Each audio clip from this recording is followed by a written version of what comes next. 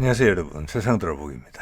오늘은 24년 5월 28일이고 화요일입니다. 자, 오늘은 우리 인구 절벽, 급격한 고령화, 이게 뭐 사실 한 10년 전만 하더라도 그렇게 대두되지 않은 문제였는데 지난 10년간 사이에 확 대두된 문제고, 사실 우리가 아무런 바깥적인 요인 없이 스스로 줄어드는 그런 현상이 지금 봐서는 금년부터 인구가 줄기 시작할 것 같아요. 본격적으로. 예. 자, 그런 상황이고, 이것은 우리나라만의 상황이 아니고 전 세계적인 분위기예요. 그래서 이건 이유가 있는 거예요. 이유가 있는데 그 모든 이유가 우리나라에서는 급격하게 빨리 되고 있어요.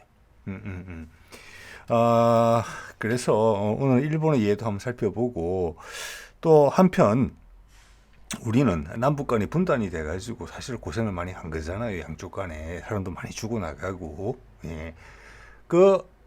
지금도 뭐 군사적 긴장이 이 세상 어디보다 높지만 막강한 전 세계 남북을 합치면 전 세계 3위권 안에 충분히 들어갈 수 있는 그런 군사력을 가진 대치 국면이긴 하지만, 우리가 그것을 평화적으로 이끌어내면은 남들은 인구가 줄어서 걱정인데 우리는 젊은 인구가 유입이 될 수 있다. 나라가 성장할 수 있다. 다른 데서는 위축되는데 우리는 성장한다. 인구라는 측면에서. 이제는 재산이다, 인구가. 지금은 학교 출산율이 한 명이 안 돼요. 인구가 유지가 되려면은 가임기에 있는 여성이 아이를 둘은 낳아야 됩니다. 그래야지 남편하고 포함해서 인구가 유지가 돼요. 그런데 사고로 일찍 세상을 떠나는 경우도 있기 때문에 사실은 두 명보다 조금 넘게 낳아줘야지 인구가 유지되거든요. 그게 격세지감이고 우리가 피부로 안 와닿죠. 30년 전만 하더라도 아이를 적게 낳자고 밀어붙였었는데 이제 갑자기 아이를 많이 낳아야 된다 그러니까 아이를 많이 낳아. 근데 아직 우리 준비가 안 돼 있잖아요. 전 세계가 아직 준비가 안 돼 있어요. 이거는 우리 인간들에게 주는 큰 메시지가 있어요. 여태까지 방식으로 살아오면 안 된다. 팽창 위주의 방식으로, 그런 멘탈리티로 앞으로 계속 살아낼 수가 없다. 그러면 내가 죽을 때까지 나만 편하게 살다가 죽으면 되지 싶은 사람들도 있겠지만 우리 후손들이 엄청 고생한다. 그리고 이런 빠른 급격한 고령화의 흐름을 봤을 때 우리나라에서 저나 여러분 앞으로 수명이 몇십 년 남았다고 볼 수 있는 사람들도 그 충격에서 벗어나지 못한다. 재산 목록 1호인 여러분, 우리의 부동산 값도 빠진다. 사줄 사람이 없으니까. 그리고 젊은이들은 더더욱 허덕인다. 지금도 금수저 타령하고 있는데 그들이 부양해야 할 비생산 고령층 인구가 급속하게 늘어난다. 그들은 노동 의욕을 잃는다. 우리의 젊을 때는 다르다. 지금 우리나라 인구에서 40, 50대, 60대 인구가 제일 많아요. 그렇지만 그 이후부터는 급격하게 줄어듭니다. 그렇지만 남북 교류를 우리가 해낸다면은 반드시 그렇게 돼야 되고, 이제는 그게 머스트가 됐다. 통일이 옵션이 아니다. 통일이 부담도 아니다. 당연히 평화적으로 통일만 할 수 있으면 남북 교류를 통해서 우리 젊은 세대한테 희망을 주고 우리는 노후에 편하게 죽을 수도 있다. 그리고 우리는 점프할 수 있는, 다른 나라들은 버벅대는 그 순간에 우리는 강력한 에너지를 한 번 더 주입받는 셈이 된다. 지금도 힘이 상당히 차올랐지만 지금 고령화가 급격히 진행되면 이 힘은 확 죽을 거예요. 그러나 우리는 일본만큼 걱정하지 않는다. 우리는 이민 필요 없다. 이민은 많은 문제를 낳습니다.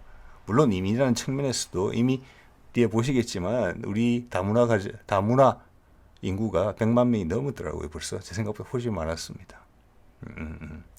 자, 이 에너지를 계속 살려나갈 수 있다. 그래서 흐름이라는 게 있다. 우리의 고령화 대책은 남북 통일이다. 이런 겁니다. 자, 그걸 데이터를 가지고 한번 볼게요. 이게 다 있는 데이터인데 취합하고 보니까 여러 가지 직관적인 것들, 새로운 느낌을 많이 선사하더라고요. 자, 우리나라 출산율이 제가 마지막 본 게 2021년 데이터였는데 이게 23년 데이터인지 아니면은 최근 데이터 한 달치를 가지고 계산을 해낸 건지는 모르겠습니다만은 더 줄어든다는 이야기가 있었기 때문에 이게 거의 뭐 참고 수준으로 삼으시면 크게 오류는 없으실 거라고 봅니다. 0.68이에요. 세계에서 거의 꼴찌입니다. 다르게 말씀드리면은 각 나라들의 합계 출산율을 계산하고 나서부터 최저치예요. 최저치. 우리가 세계 기록 깬 거예요. 전 세계에서 인구가 가장 빨리 출산율이 가장 빨리 떨어지고 있고 지금은 우리가 워낙 짧은 시기에 출산율이 떨어져 가지고 인구 성장, 인구의 그 뭐랄까 수명이 연장되는 부분이 있어요. 이제 그 우리도 세계 탑급이죠. 80 몇 세잖아요. 그러니까 애들이 적게 태어나더라도 기존에 있는 사람들이 오래 살았기 때문에 인구 감소가 확 안 와닿았어요. 근데 그 사이에 출산율이 엄청 떨어졌어요. 전 세계 기록적으로 낮은 거예요. 0.68명이니까. 예. 그런데 이제 한 10년, 제 생각에 한 10년만 있어도 고령 인구의 상당 부분이 세상을 떠나게 되면은 그때부터는 인구의 감소가 폭발적으로 발생할 수 있어요. 지금. 네. 그래서 지금 인구 가장 많은 부분을 차지하는 40대, 50대, 60대인데 10년에 있으면 60대가 70대가 돼요. 그죠? 그때부터는 70대가 넘어가면은 인구가 줍니다. 고령으로 사망하기 때문에. 그래서 지금 10년, 15년 이때부터는 급격하게 줄어들 거예요. 인구가. 자, 그래 되면 지금 일본이 경험하고 있는 일 경험해요. 일본은 출산율이 우리보다 많이 높아요. 1.3 정도예요. 그런데 고령화가 일찍 시작됐잖아요. 그래서 결과도 빨리 나타나고 있어요. 그래서 우리는 일본의 현상을 보면 우리의 저런 일이 발생할 수 있겠구나. 앞으로 10년 정도 더 있으면 발생한다. 이렇게 보면 돼요. 금년부터 인구가 줄어들기 시작해요. 이미 우리는. 자, 그래서 지금의 저는 50대 10년 있으면 60대가 될 것이고 지금 60대 분들은 10년 있으면 70대가 될 거예요. 가장 많은 인구 부분이거든요. 밑으로 가서 쭉 없어지잖아요. 자, 그 고령 인구가 이제 수명을 다하고 세상을 떠나기 시작하면 인구가 폭발적으로 줄어들 것이다. 그게 우리나라의 경제, 사회, 정치적으로 어떤 영향을 미치겠느냐. 나라의 힘이 따라오겠느냐. 나라의 힘은 떨어지게 되어 있습니다. 당연히 젊은이가 없는데 우리 어릴 때만 해도 시골 마을에 가면 아이들이 골목에 나가면 벅직직을 했습니다. 지금 시골 가보시는 분들은 느낌 아시죠? 노인들밖에 없습니다. 그 노인들 10년 있으면은 없어지겠죠. 그럼 그 마을은 어떻게 되겠습니까? 우리 그 순간에 있는 거예요. 시골에 계신 아저씨들 어떤 나이 때인지 여러분 다 아시잖아요. 여러분 고향 마을 가보시면 10년 뒤에 그때 자식 세대가 얼마나 돌아올까요? 거기에 이미 인구가 줄어들어서 학교도 통폐합돼 있고 학교 한번 가려면 버스 타고 가야 돼요. 유치원 보내기도 어려워요. 예. 그게 여자들이 오려고 하겠습니까? 요즘은 여자들이 사회 성향이 남자들보다 더 강력한데.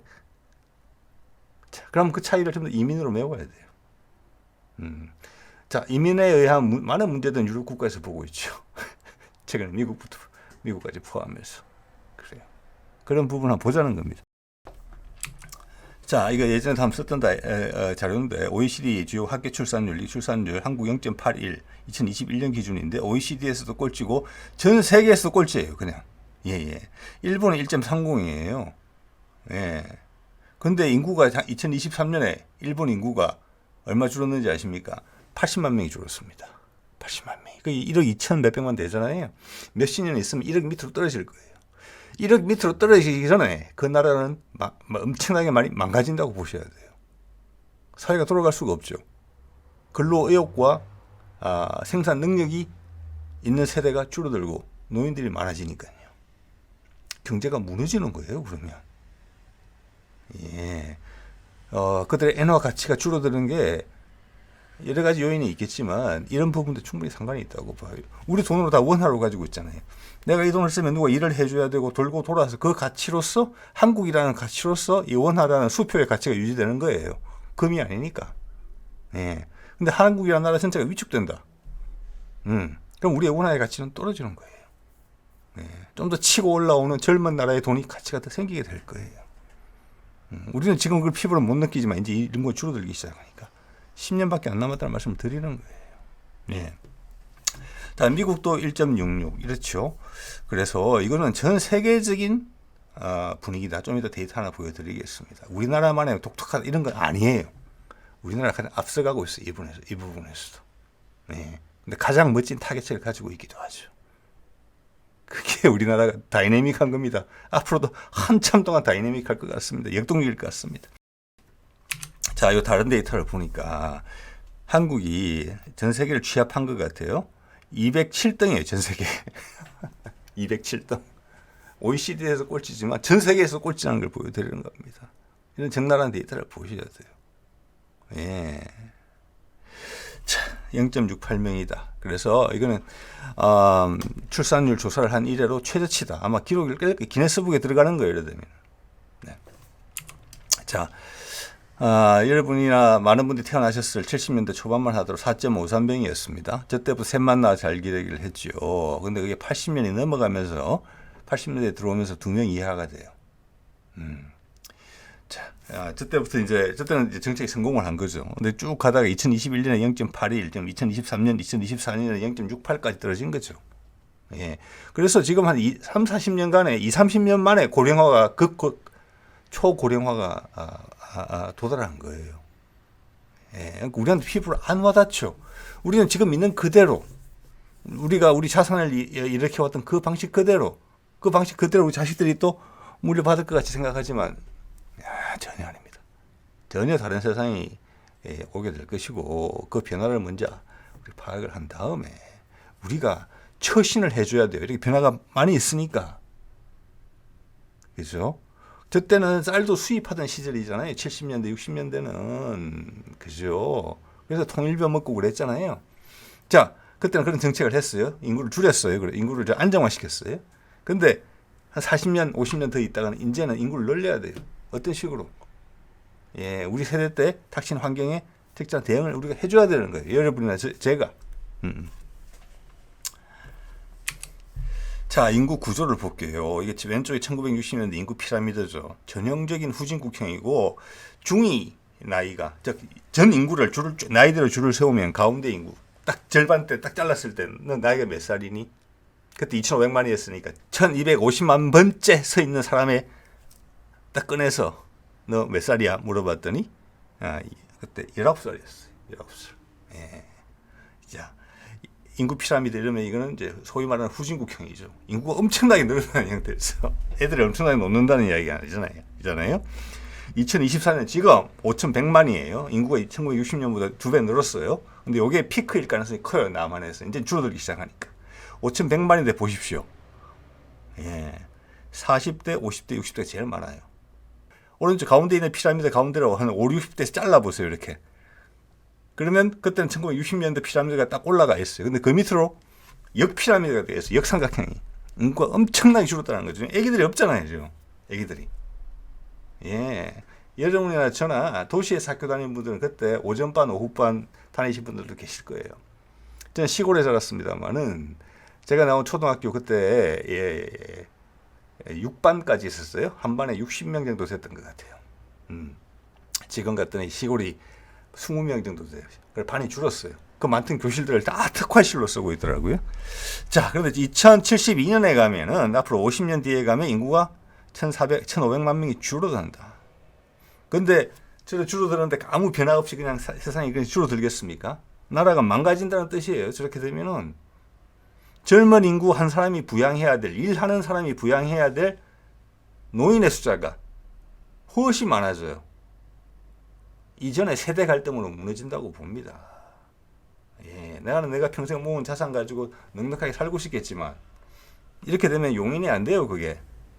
예, 우리가 건물에 타고 있다 이렇게 보시면 돼요. 건물에 10년, 15년 지나면 이렇게 되기 시작할 거잖아요.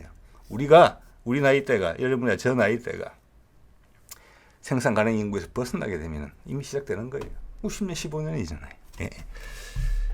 자, 볼게요. 이게 우리나라만의 분위기가 아니라고 말씀을 드렸어요. 이거 보세요. 유엔에서 전 세계 인구를 예측을 한 거예요. 세계 인구가 언제부터 폭발적으로 성장했느냐.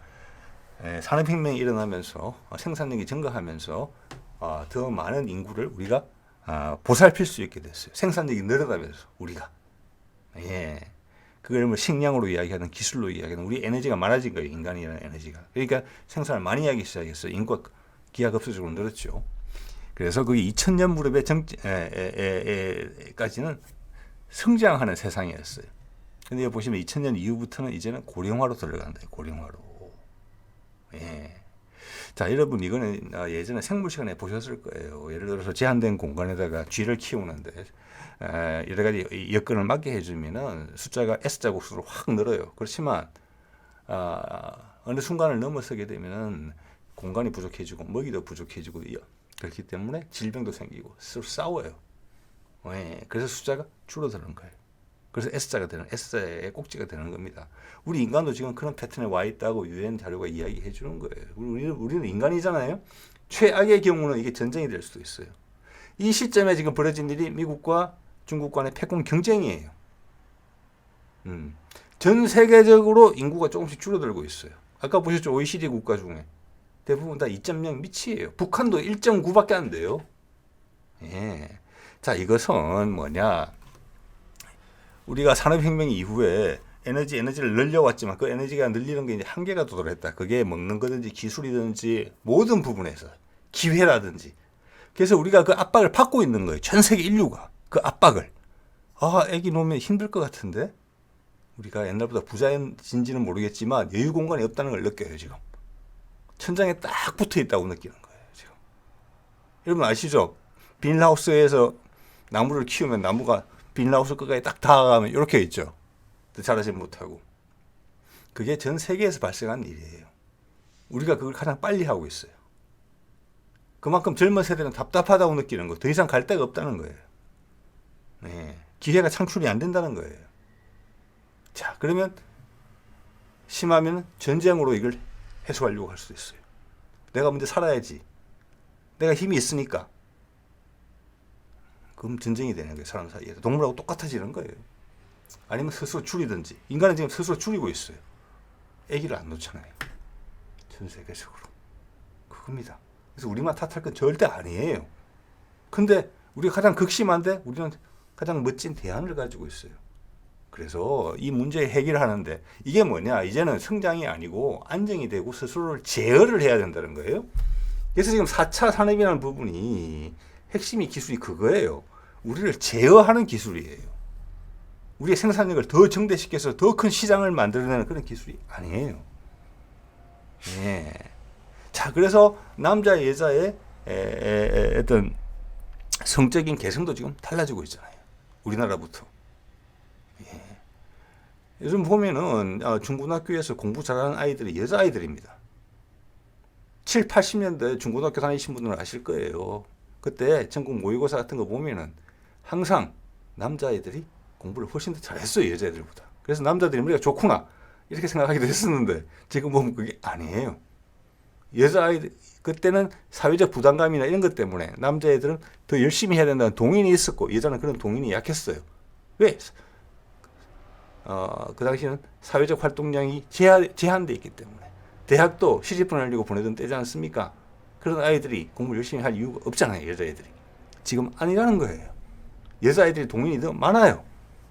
세상도 그래서 바뀌고 있어요. 자, 그러니까 출산율은 더 떨어져요. 그만큼 거꾸로 이야기하면 우리나라 여자아이들이 동인이 크다. 남자애들은 위축되어 있다. 이렇게 이야기할 수도 있어요. 자, 그래서 전 세계적으로 보면 큰 전쟁을 통해서 또 몇백만 인구를 줄여내느냐, 몇천만 명 줄여내느냐, 아니면 스스로 제어하면서 안정적으로 스스로 조절해 가느냐. 이미 우리는 출산율을 줄이면서 이렇게 해가고 있다. 근데 우리는 남북 분단해서 고생을 한 70년 덤으로 남들은 다 어떻게 조절하지 할 때 우리는 에너지를 더 주입받을 수 있는 그런 기회가 있다. 이걸 전쟁으로 망친다? 있을 수 없는 일이 있어. 그럼 우리는 지구를 떠나야죠. 동양 철학에 그 참 예리한 면이 있습니다. 뭐냐? 지금의 시즌을 이렇게 보고 있잖아요. 인간 문화사에서, 인류사에서 여름에서 가을로 넘어가는 시즌이다. 이렇게 이야기를 하죠. 이미 들어섰다라고. 여름에는 웃자랍니다. 가을이 되면 결실을 해야 돼요. 결실을. 그죠? 벼가 막 열심히 자란 것도 알곡을 맺기 위해서 그래요. 그래서 고기를 숙여야 되고 비료를 주면 안 돼요. 이때는. 자, 그게 이런 과정으로 나타나는 거예요. 인구 감소로. 이제는 우리가 절제해야 되고 인간이 다시 냉정을 좀 찾아야 된다는 이야기를 하는 거예요. 여태까지 몸집은 불릴 만큼 불렸고 그게 좀 지나쳤다. 그 지나침의 핵심이 저는 현재는 미국이 있고 거기에 중국이 또 올라탔다 같은 방식으로. 그래서 그게 아니다라고 이야기하는 것이다. 예. 어떻게든 기회를 만들려고 끝까지 다 밀어붙였잖아요. 미국이 주도한 글로벌 이코노미. 전 세계 모든 나라랑 자유무역주의 다 하고. 그렇죠. 보호무역이 뭐냐. 다 해쳐라. 좀 더 시장을 열자. 시장이 끝까지 가보겠다는 거잖아요. 그래가지고 무슨 금융 파생 상품, 투자 은행 막 만들어서 열심히 하다가 망가졌죠. 예, 우리도 잘못했으면 올라탈 뻔했습니다. 예, 이제 더 이상 시장 커질 데가 없어요. 전쟁이 나기 시작하잖아요. 그 제한된 공간 속에 갇힌 쥐들하고 똑같아요. 뜯어먹을 거 말아야 되는데 미국은 놓치기 싫고 중국은 계속 이 방식대로 뜯어먹어야 되는데 저놈을 제껴야 되겠다. 싸우는 거죠. 그게 전쟁으로 비화되면 어떻게 되겠습니까? 예. 자, 그런 이제 활력의 감소, 전 세계적으로 발생하고 있는 활력의 감소. 중국도 지금 인구 줄어들고 중국도 지금 고령화되고 있어요. 전 세계적인 현상입니다. 거기에 우리는 한 번 더 기회를 부여받는다. 똑같은 말을 쓰고 똑같이 똑똑한 수천만의 사람들이, 게다가 젊은 사람들이 우리랑 섞이게 된다. 네.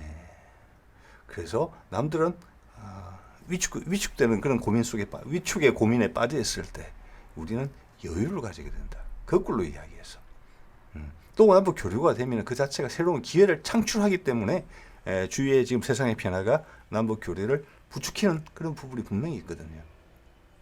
인구적인 측면뿐만 아니라 그 인구들에게 할 일감도 많이 주어진다. 그래서 한 번 더 말씀드리지만 이제 4차 산업이라는 부분도 이제는 이런 이제 우리 스스로가 인류가 절제를 하는 데 있어서 제한적 성장, 예, 그리고 주변 환경을 해치지 않는 그런, 예, 그리고 인간끼리 좀 더 공감하면서 살 수 있는, 왜 이제는 우리가 내실도 다져져야 돼요. 우리가 왜 사는지, 우리의 목표가 뭔지에 대한 그런 생각들이 더 깊어질 거라고 봅니다. 예, 예. 그래서 또 하나는 우리 고령 인구라고 했는데 이게 비생산 인구로 지금 계속 분류가 되고 있는데 그걸 개선시킬 수 있는 부분이, 내가 정신만 말짱하면은 70, 80, 90까지 일을 할 수 있게 도와줄 수 있는 부분들이 이제 4차 산업혁명의 핵심이에요. 예를 들어서 근력 강화 로봇 같은 거 있죠. 그러면 앉아있던 사람들이 걸어다니게 될 거예요. 무릎이 아파서 등산을 할 수 없던 사람들이 등산을 할 수 있게 될 겁니다. 지적인 부분에서 그거는 부가가치 일매기가 상당히 어렵죠. 폭발력이 상당히 큰 부분이에요. 그런 부분에서도 여러 가지 기술의 발전으로 고령층이더라도 그런 정신적으로 지적인 부분에서 확대 재생산할 수 있는 부분들. 사실 뭐 저 같은 경우도 어떻게 보면은 이게 직업은 아니지만 유튜브 채널을 하고 있잖아요. 자, 그러면 사회 전체가 많이 바뀌는 거예요. 쉽게 이야기하면. 그래서 4차 산업 기술의 핵심은 그런 거다. 그렇다고 여태까지 방식의 경제 성장이 아예 없어지는 건 전혀 아니지만 우리도 지금 폭발적인 성장을 경험했고 그 폭발적인 웃자람이 있어요. 그래서 전 세계 젊은 애들은 이 세상은 저렇게 살아낼 수가 없을 것 같은데 하고 무너지는 거잖아요. 그래서 우리는 지금 체제의 극단을 보여주고 있는 나라다. 그게 이 최악의 출산율이 의미하는 바다. 그런데 우리한테 숨 돌릴 기회가 생겼다. 남북 교류라는 부분이 있어서 우리나라는 완전히 다른 나라가 될 것이다. 그렇게 된다면, 예, 우리가 고통을 받았기 때문에 남은 남, 북은 북대로 버텨냈기 때문에 그 기회를 목전에 두게 됐다. 여기서 그 밥그릇을 전쟁이나 다른 방식으로 차버린다? 그러면 영원히 구원받을 수 없는 나라가 되는 것이다. 저는 그렇게 봅니다. 이때까지 견뎌온 걸 보면 그 밥그릇을 찰 가능성은 상당히 낮다고 봅니다. 그런 위기는 항상 있지만. 예. 자, 그래서 한번 볼까요? 이제 나라별, 국가별 이제 한국, 일본, 미국의 인구 추세인데 우리는 지금 여기 보시면은 2024년부터 줄어들기 시작하는 거예요. 일본은 우리보다 빨리 했어요. 2010년부터 2010년대 초반부터 줄어들기 시작했어요, 인구가. 그래서 지금 1억, 그때가 1억 2천, 3천 이렇게 됐는데 여기 보시면은 2050년만 가더라도 1억 밑으로 떨어질 가능성이 있어요. 자, 그래서 일본은 지금 어떤 일이 이제 발생을 했느냐. 일단 일본은 여러분 가보시면 알겠지만 일본 사람들의 성향이 그런 부분도 있지만 전반적으로 활기가 우리보다는 좀 떨어집니다. 자, 2023년에 일본의 인구가 80만이 줄었다고 해요. 예, 그래서 지금 일본은 시골에 빈집이 엄청나게 많고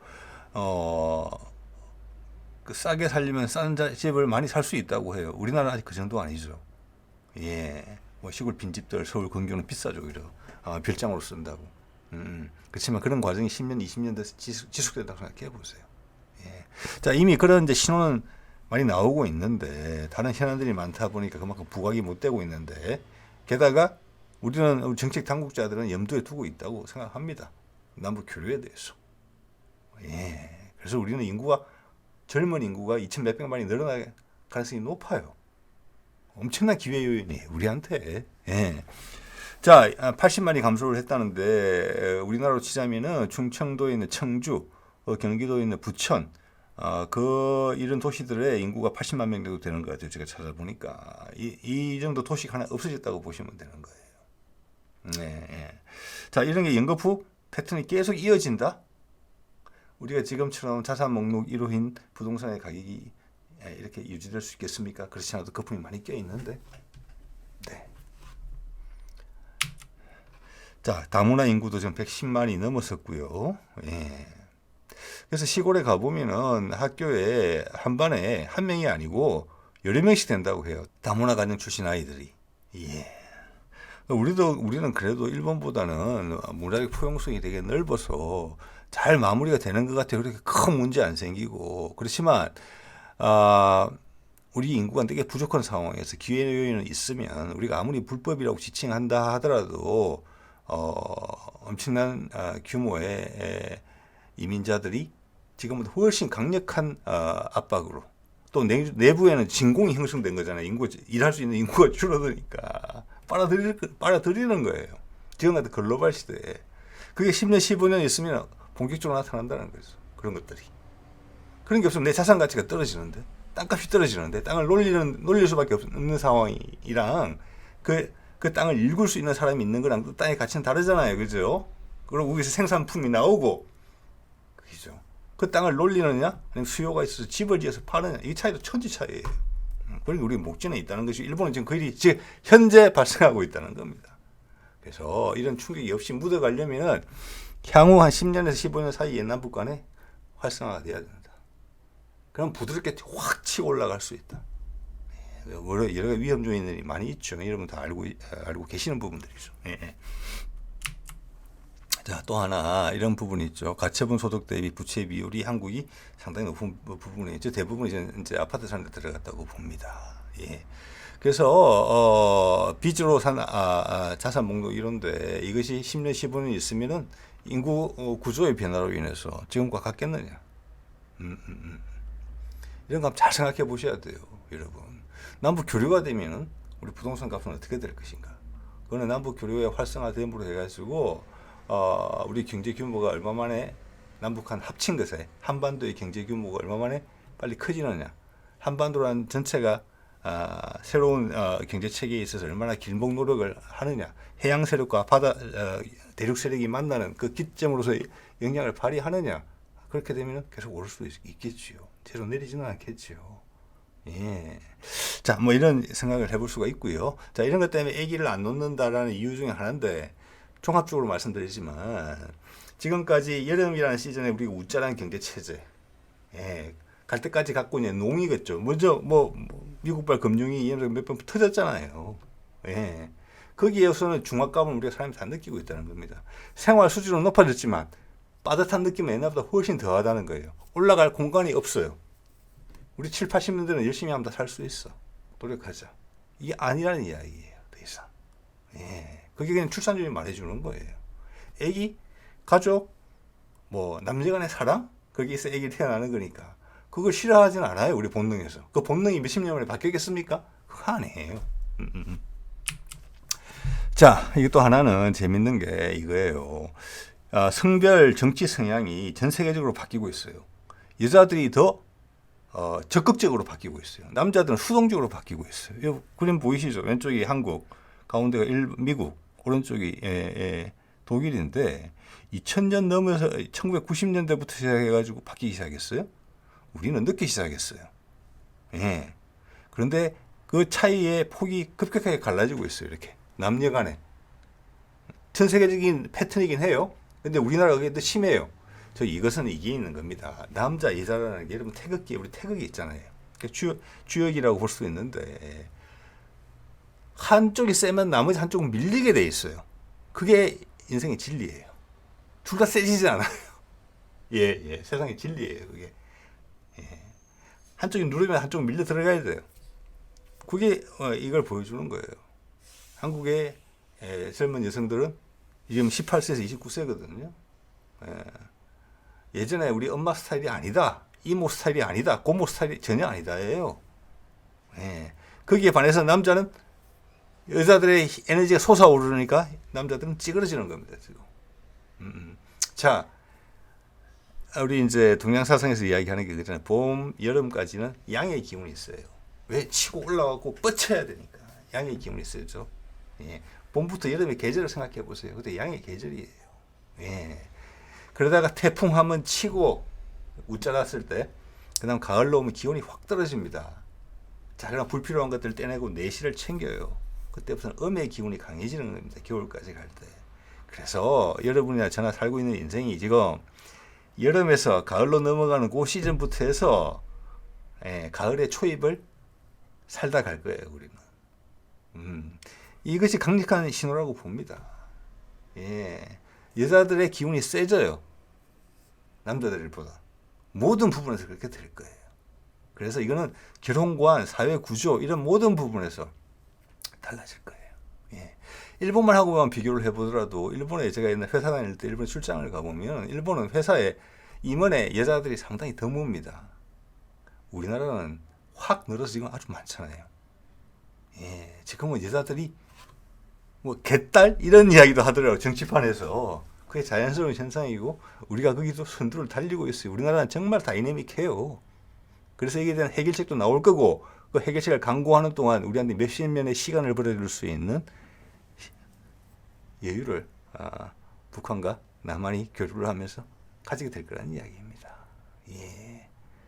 그 사이에 우리 한국의 지위는 엄청나게 바뀌게 될 거예요. 지정학적 위치에, 즉 우리 한반도라는 부동산의 가치가 올라간다니까요.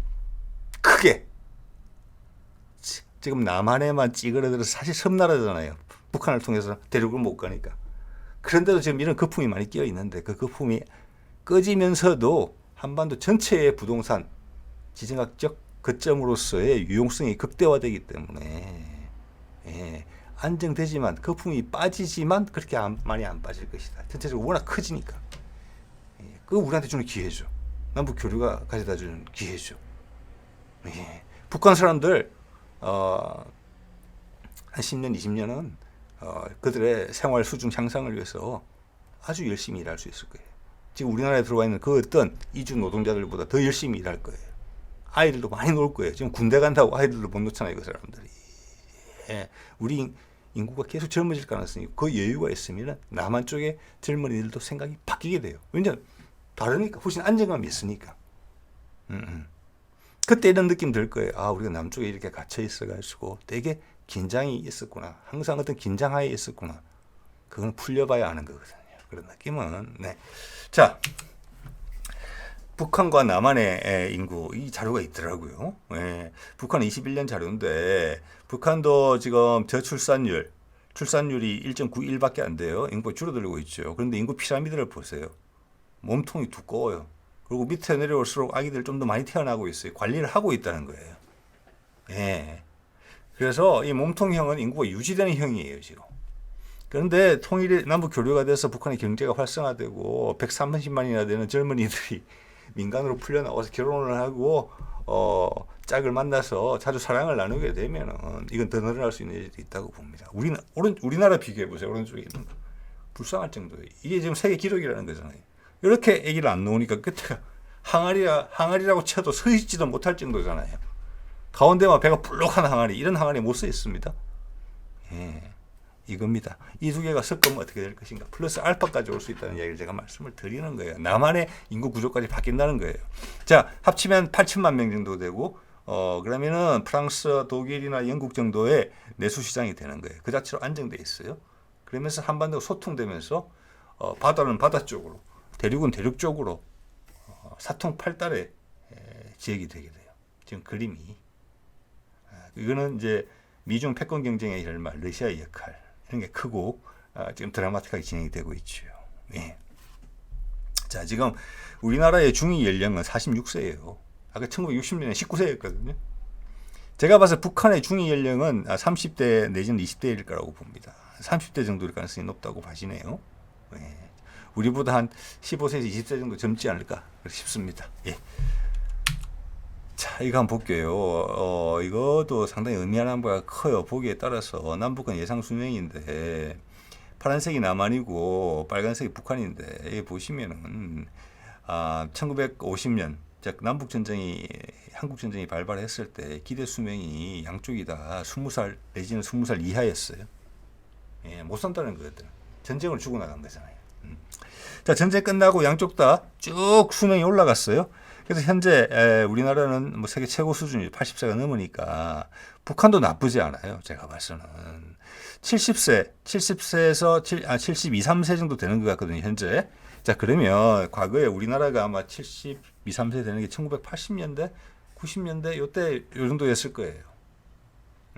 평균 수명이 있죠. 1980년대, 90년대죠. 예, 예. 그러면 사실 평균 수명은 많은 것을 이야기해 주잖아요. 건강부터 사회 시스템, 의료 시스템 이런 게 다 또 역량 이런 게 다 감안되는 거니까. 그래서 북한의 현 수준이 우리의 1980, 90년대랑 비슷하다. 이렇게 간접적으로 추정해 볼 수 있어요. 평균 수명을 가지고. 근데 이게 눈에 띄는 거는 뭐냐면 이제 고난의 행군 기간 동안 1990년대에서 2000년 초반까지죠. 저때 평균 수명이 확 떨어져요. 60세까지.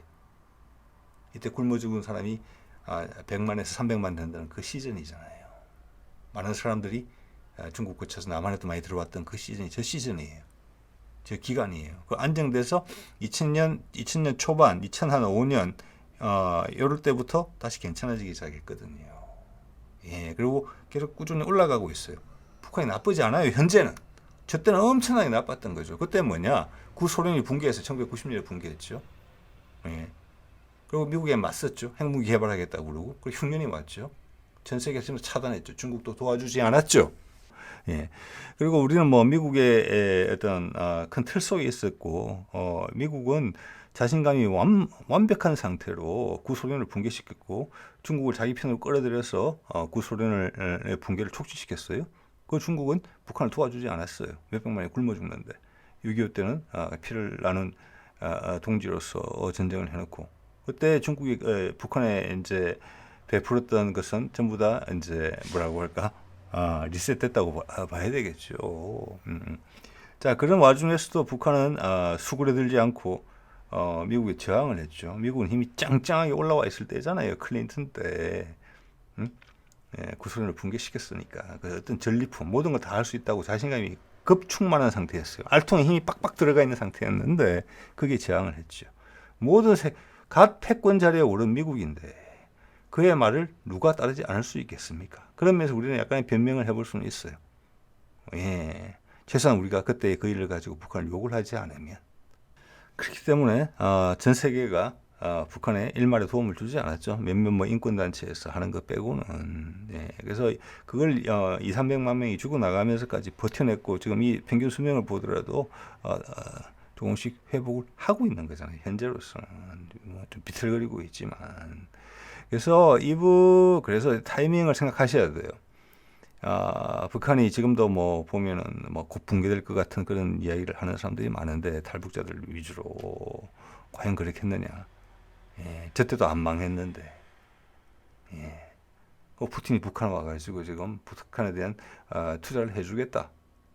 그래서 유엔에서 대북한 제재하는 데 필요한 그 전문가 그룹 그거 다시 갱신하는 거 동의하지 않았잖아요. 거부권 행사했잖아요. 그리고 이제 푸틴이 오기 전에 그걸 한 거지 않습니까?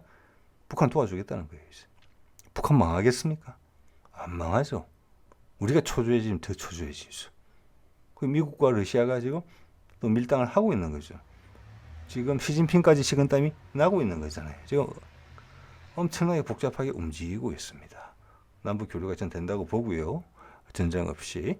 예, 그렇지만 그 과정에서 드라마틱한 일이 충분히 있을 수 있다. 이런 소용도 치고 있는 거죠, 지금. 자, 자, 이거는 아침 이게 위키피디아를 자료가 있더군요. 북한의 인구 밀도를 보여주는 겁니다. 남한하고 비교해 보시면 아시겠지만 북한도 이 황해도 서해안 쪽으로 인구가 많이 살아요. 예, 그게 평야가 많은 지역이죠. 우리랑 비교하면은 국토 전반적으로 인구 밀도가 좀 고른 편이에요. 이거는 나쁘지 않은 것 같아요, 제가 봐서는. 예. 자, 이거는 이제 그들의 사회 체제하고 상관이 있다고 봐지죠. 이런 데이터도 보면은, 아, 이런 데도 사람이 많이 사는구나. 그리고 이게 동해안가가 우리보다 인구 밀도가 높아요, 해안선 쪽으로 보면은. 예, 예. 우리는 동해안에 보면은, 저 밑에 울산, 부산 오기 전까지는 밋밋하잖아요. 근데 저기는 원산도 있고 함흥도 있고 그래서 그런지 또 저기 러시아 국경 부분에도 인구가 세분돼요. 그러니까 북한의 북쪽 끝이 외진데가 아니에요. 이렇게 보니까 나름대로 골고루 발달돼 있어요. 나쁘지 않다고 봅니다. 예. 자, 남북 교류가 활성화되면 우리가 인구가 늘어나는 셈이에요. 우리 집 인구 줄어드는 거 걱정하고 있잖아요. 인구가 늘어날 수 있어요. 자, 그 타이밍은 우리가 인구가 줄어들어서 일본처럼 몇십만 명씩 인구가 빠지기 시작하고 경제 구조가 고착화되는 거. 그것이 발생되기 전에 남북 교류가 활성화되면 딱 좋겠다. 이런 게 있죠. 인구 평균 나이가 확 줄어드는 거잖아요. 그들은 근로 의욕이 상당히 높을 겁니다. 세계에서 가난한 나라 중에 한 나라잖아요. 자, 그래서 출산율이 올라갈 가능성도 있어요. 8천만의 내수 시장이 생기는 것이고 더불어 남북이 하나가 됐다는 데 대한 어떤 자신감, 안정감 그리고 남북이 교류가 된다는 것은 대륙 세력 러시아하고 미국하고 중국을 제압하기 위해서 합의를 한다는 전제가 있어야 되는 거거든요. 그리고 실제적으로 러시아의 시베리아가 개발될 수 있고 그 지하 자원이 다른 경로를 통해서 전 세계로 뻗어나갈 수 있다. 그 화해가 이루어진다면 남북 교류가 되는 거거든요. 그거 같이 묶여 있단 말이에요. 자, 그러면 한반도 전체에 몸값이 엄청나게 올라간다. 부동산이라는 관점에서는. 네. 자, 그러면은 우리 남쪽에 있는 젊은이들도 자신감, 안정감, 새로운 기회. 그리고 훨씬 성숙된 자세로 지금 이제 세상의 기운이 바뀌고 있는 거잖아요. 우리가 좀 더 관조적으로 우리 스스로에 대해서 인류 전체에 대해서 한번 되돌아보는 이런 것이 훨씬 강해질 것 같다. 자, 그렇게 되면은 우리는 계속 나이를 먹겠지만 나이 든 사람들이 기여할 바가 커진다. 혹시 몸이 못 따라간다면은 4차 산업 기술들이 우리를 지원해 줄 것이다. 생산 역량도 넓어질 수 있다. 이런 것까지 복합적으로 생각을 해봐야 된다고 생각을 합니다. 예. 자, 오늘 이 정도 말씀드릴게요. 네.